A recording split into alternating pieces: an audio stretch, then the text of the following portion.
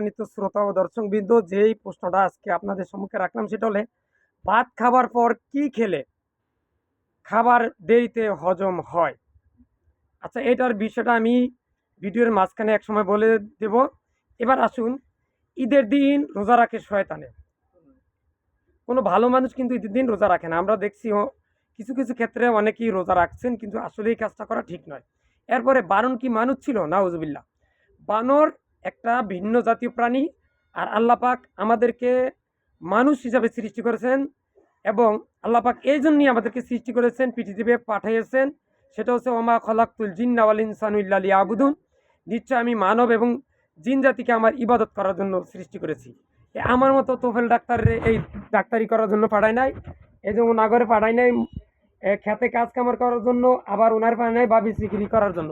কিন্তু জাস্ট এটা করার আরেকটা কারণ আছে, এটুকুই যে আমি যখন ইবাদতবন্দি করব, আমি যদি সকালে খাবার না খাই, দুপুরে না খাবার না খাই, রাত্রে খাবার না খাই, কোনো কিছু যদি না খাবার খাই, তাহলে তাহলে কি আমার গায়ে শক্তি আসবে?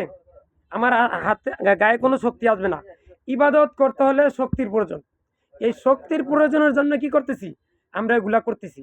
কিন্তু অনেকে এই শক্তির প্রয়োজনের উদ্দেশ্যে এটা করা বাদ দিয়ে তারা কি করতেছে? একটা ঘর আছে, 10টা ঘর জন্য ব্যস্ত হয়ে যায়। একটি দোকান করে, আবার 10টা দোকান করার জন্য ব্যস্ত হয়ে যায়। 10 লাখ টাকার মালিক আছে, কিভাবে 50 লক্ষ টাকার মালিক হওয়া যায় সেই চিন্তায় তারা থাকে। তাই আজ থেকে আমরা এই সমস্ত চিন্তা ভাবনা, ধান্দাবাজি, ইত্রামি, ফাইজলামি সব কিছু বাদ দিয়ে কোরআন এবং সহিহ হাদিসের পুরো জিন্দিগিটা অতিবাহিত করতে হবে। আমরা এই ধান্দাগিরি করতে যাই, কোন সময় আবার ফরজন নামাজ যায় খবর নাই, কোথায় আমার আসর যায় খবর নাই, কোথার জহুর নামাজ চলে যাইতেছে সেই খবর নাই। শুধু আমি চাই টাকা, টাকা, ক্ষমতা, রোজগার, ইনকাম, সৎ পথে হোক, হারাম পথে হোক, ঘুষ, সুদ, জুয়া, ধান্দাবাজি, ইত্রামি, ফাইজলামি আর ভণ্ডামির মাধ্যমে ইনকাম করা। এই সমস্ত কিছু আমরা বাদ দিয়ে আজ থেকে আমরা সোজা সাপের মতো, যখন সাপ মরিয়া গেলে সোজা হয়ে যায়, আমরা এরকম সোজা হয়ে যাব। সেটা হচ্ছে কি, আমরা হালাল পথে উপার্জন করব, 5 ওয়াক্ত নামাজ পড়বো, হাতে কাজ মুখে সবসময় লা ইলাহা পড়বো, লা ইলাহা ইল্লাল্লাহ। ওই যে আমার মা বলছে যে লা ইলাহা বলতে হইব, এভাবে হাতে কাজ মুখে লা ইলাহা বলবো। আরেকটু কাজ আছে, আমরা অনেকেই বসে বসে গল্পগুলো মারি। যেমন একজনের সাথে দেখা হচ্ছে, এই কাকু, যেমন এই ভাইয়ের লোক দেওয়া হইলো, এখন জিজ্ঞাসা করলো যে কি ও আপনার গোসরের এই মনেজা খাতুনের খবর কি? এই তো বয়া বয়া কইলো যে আরে মনেজা খাতুনের কথা কইেন না, এটি একটা অসিব্য জানোয়ার, এই বেড়া এক বেড়া স্ত্রী আবার আরেক বেড়ার দ্বারা বিয়া বইছে, এরম এরম বিজে বিজে বাজে কথা। আচ্ছা, এতে কি হয়? গিবত হয়। গিবত হয়, শরীর অন্য অন্য খারাপ কথা হয়। দুই কান্দে দুইজন ফেরেস্তা কিরামান কাতিবিয়ান গিয়ে আলাবুনা মাতা ফালুন, যা কিছু হয় সব কিছু কিন্তু লেখছে। অথচ উনি ওনাকে বলতে পারতো যে আজকে কি ভাই আপনি নামাজটা পড়ছেন? না পড়িয়া থাকলে 5 ওয়াক্ত নামাজ পড়েন। কোরআন তেলাওয়াত কি করছেন? না আমি তো কোরআন শরীফ পড়তে পারি না। তো কোরআন যদি পড়তে না পারেন তাহলে বৈশা বৈশা সুবহানাল্লাহ, আলহামদুলিল্লাহ, আল্লাহু আকবার, লা ইলাহা ইল্লাল্লাহ পড়েন।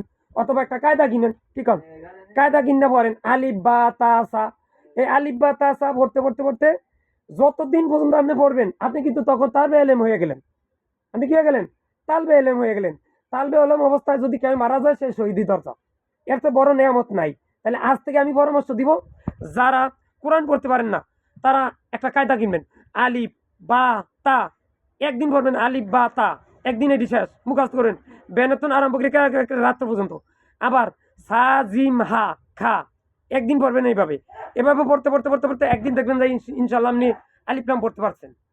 আলিফ লাম মিম জালিকাল কিতাবুল লা রাইবা ফি, এভাবে আপনার হয়ে যাবে। কিন্তু আপনি বসে বসে কি গল্প গুজব করতেছেন? এগুলো না বললা, অথবা একটা কোরআনের কথা বলেন, একটা হাদিস আলোচনা করেন, অথবা আপনি আরে শুনান যে আপনি পড়েন আলহামদুলিল্লাহ রব্বিল আলামিন আর রহমান রাহিম, আপনি পড়েন তো। উনি বললো যে হ ভাই এদিন এ ভুলিছে, আবার এ সারা দিন এখন আবার আপনি আরে গেলেন জানলে কর কুল আউযু বিরাব্বিন নাস, এ বললো কুল আউযু বিরাব্বিন নাস মালিকিন নাস, ভুল হলে শুধরাই দিলেন। অথচ এডি বাদ দিয়ে আমরা আজে বাজে আকাম সাকাম যা আছে এই সমস্ত কথা বলি। এগুলা বাদ থেকে আজ থেকে কাজ করবো কি? হাতে কাজ মুখে লা ইলাহা ইল্লাল্লাহ। আর যে কথাটা আমি বলে দিয়েছিলাম যে ভাত খাবার পর কি খেলে খাবার দেরিতে হজম হয়, সেই জিনিসটা আজকে জানিয়ে রাখুন। সেটা হচ্ছে চা। আমরা ভাত খাবার পর যদি সাথে সাথে চা খাই, তাহলে খাদ্যদ্রব্যটা ইনশাল্লাহ দেরিতে হজম হতে পারে। এটা আমি একটা ভিডিওতে পাইয়া আপনাদের মাঝখানে তুলে দিলাম। সুতরাং আপনারা আবার ভিডিওটা বেশি বেশি শেয়ার করুন।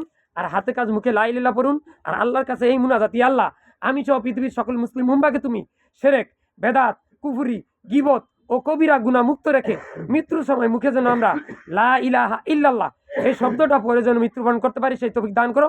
ইয়া আল্লাহ আমি সহ পৃথিবীর সকল মুসলিম উম্মাহকে তুমি শয়তানের ওয়াসওয়াসা থেকে আমাদেরকে বাঁচিয়ে দাও, আমার ইমানের হেফাজত করো। মৃত্যুর সময় শয়তান আইসা আমাদের ইমানটা কিন্তু নষ্ট করে লাইতে চায়, বেঈমান বারে আমি মারতে চাই। আল্লাহ ওই সময় তুমি আমাদেরকে সাহায্য করিও। হাসবুন আল্লাহু নেমাল ওয়াকিল, নেমাল মাওলা ওয়া নেমান নাসির। অবশ্যই আল্লাহ তুমি আমাদেরকে সাহায্য সহযোগিতা করো। ইয়া আল্লাহ কাশ্মীর এবং ফিলিস্তিনের স্বাধীনতা দান করো। বর্তমানে আফগানিস্তান এবং পাকিস্তানের যুদ্ধ চলতেছে, একটা জানোয়ার মার্কার রাষ্ট্র দুইটা মুসলমান ভাইয়ের মধ্যে শত্রুতা সৃষ্টি করে যুদ্ধ লাগিয়ে দিছে। তুমি দোনোটা দেশকে শান্তিতে রাখো, ওই কাফেরদেরকে তুমি ধ্বংস করে দাও। ইরান এবং আমেরিকা এবং ইসরায়েল দেশের মধ্যে যুদ্ধ চলতেছে, মুসলমানদেরকে ধ্বংস করার জন্য কাফেররা উঠা পড়ে রাখছে, তুমি ওই দুইটা দেশের ধ্বংস করে দাও আল্লাহ, ইয়াহুদি এবং ওই খ্রিস্টান রাষ্ট্রগুলাকে। আমিন। ভিডিওটা বেশি বেশি করে শেয়ার করুন। আসসালামু আলাইকুম।